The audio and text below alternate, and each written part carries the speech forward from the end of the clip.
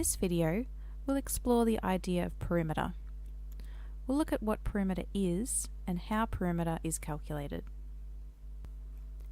The first thing I'd like you to do is pause the video and decide what you would say to somebody that asked, "What is perimeter?" So pause the video now. A lot of the time when I ask people what they think perimeter is, I get this kind of answer. Perimeter is the edge. And what I would say to that is, well, the edge of what? And what exactly is it about the edge? Saying perimeter is the edge isn't very informative. So we need more detail to actually explain fully what perimeter is. Perimeter is the length of the boundary of a two-dimensional shape. Let's take this step by step. Firstly, perimeter is the length.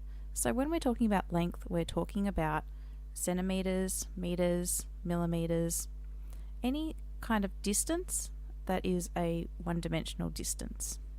Okay, so perimeter is only one-dimensional, even though we are actually looking at 2D shapes. So it's a length, and it's the length of the boundary.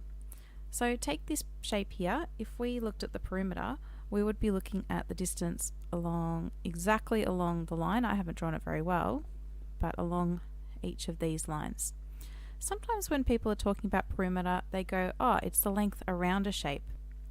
But, I mean, this is a length around this shape. This is a length around the shape. When we're talking about perimeter, we're talking about the exact length around the boundary, exactly around the boundary. Okay, so we've got a length. It's the length of the boundary, and it's of a two-dimensional shape. So here's another two-dimensional shape. We're talking about this boundary going around the edge here in purple.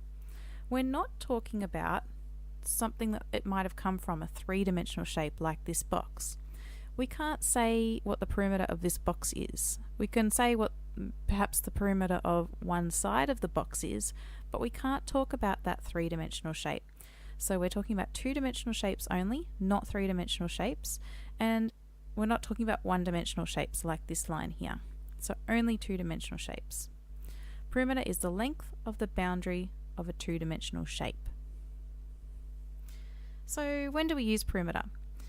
If you have a look at this picture here, any of these sort of trims around the edge of the floor, you'd need to know the perimeter of that room, for example. Even this trim here. So there's lots of applications of it when you're building a house.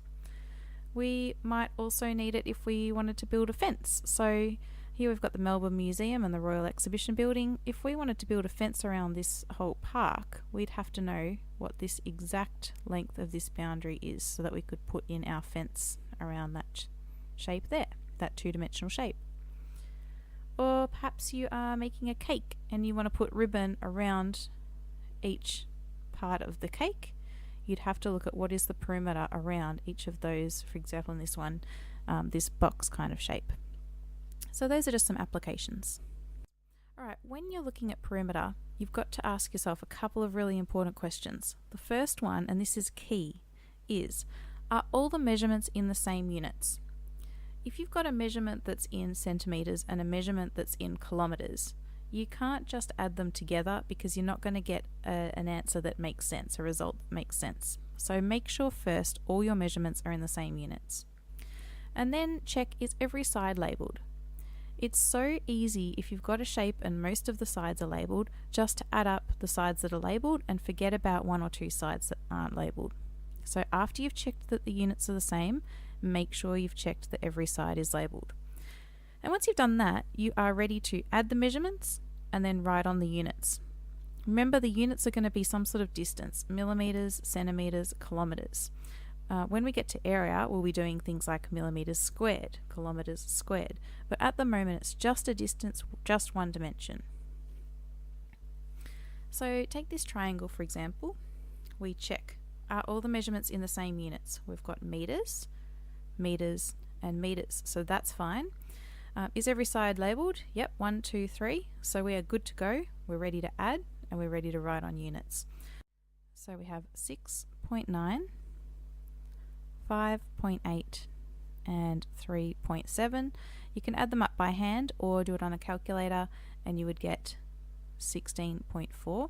And what are the units? The units are meters, just like your 3 measurements here. So that one was a very straightforward example. Alright, this one here we've got a parallelogram, and let's check the units. So we've got centimeters, centimeters, centimeters, so that's fine. Is every side labelled? Well, we've got this side labelled, that's great. That's great. What about this one, and what about that one? So this one here would be the same distance as that one, 9.4, and we can write in centimeters. You don't have to when you're just doing a calculation, but we'll put it in now. And this side length here would be exactly the same as this one, so it's going to be 10 centimeters. Now, what do we think about this measurement here? If we go back to our definition of perimeter, we're looking at distances around the boundary of a shape. So you can see that this 9.1 in the middle here is not at the boundary, it's going through it. That would be really important if we were looking at area, but here we're just looking at perimeter, so we don't care about that number at the moment. And actually I should have put in P for perimeter each time. So perimeter equals 9.4 plus 10 plus 9.4 plus 10.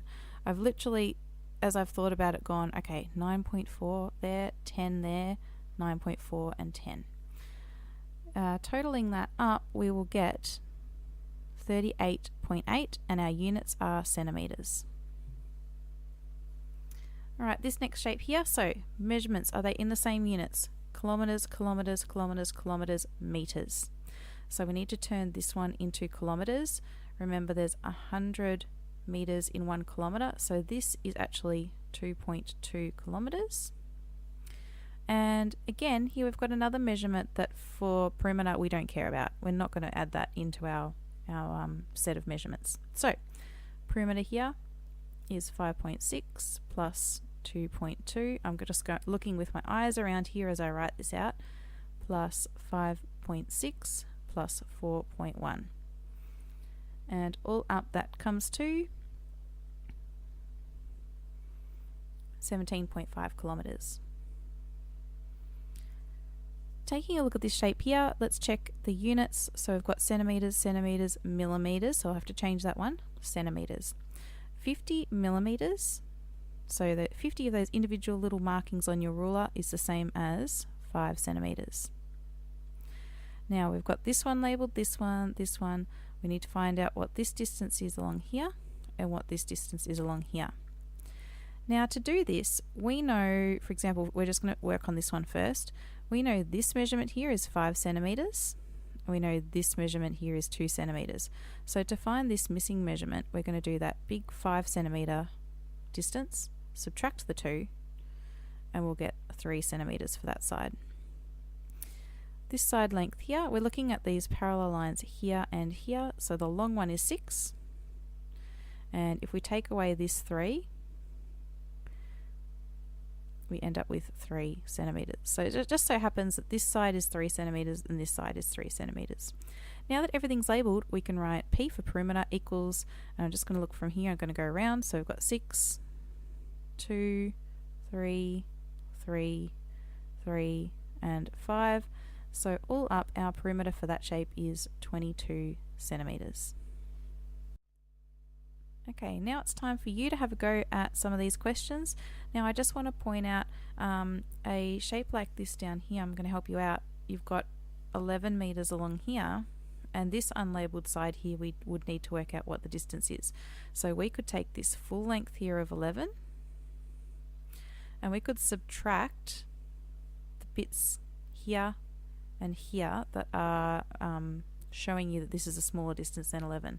So this distance here is 3, so it will be 11 minus 3, and this distance here is also 3, so 11 minus 3 minus that other lot of 3, meaning that this side is 5, so 5 meters. That'll get you started. You'll need to do it a bit in here as well. So have a go at these, pause the video, have a go, and then when you resume you'll see my calculations, and if you're not sure about anything, just let me know and I'll help you out. Okay, how did you go? Did you make sure that you did the conversion up here and the conversion down here? And also, did you make sure you put all of your units on, kilometers, meters, etc.? Make sure also that you write out the formula, and in fact I should have written the formula in here, so let's put that in now. So perimeter is 2 lots of length plus width. And that's really all there is to perimeter. So have a practice and let me know if you need a hand. Alright, thanks for watching.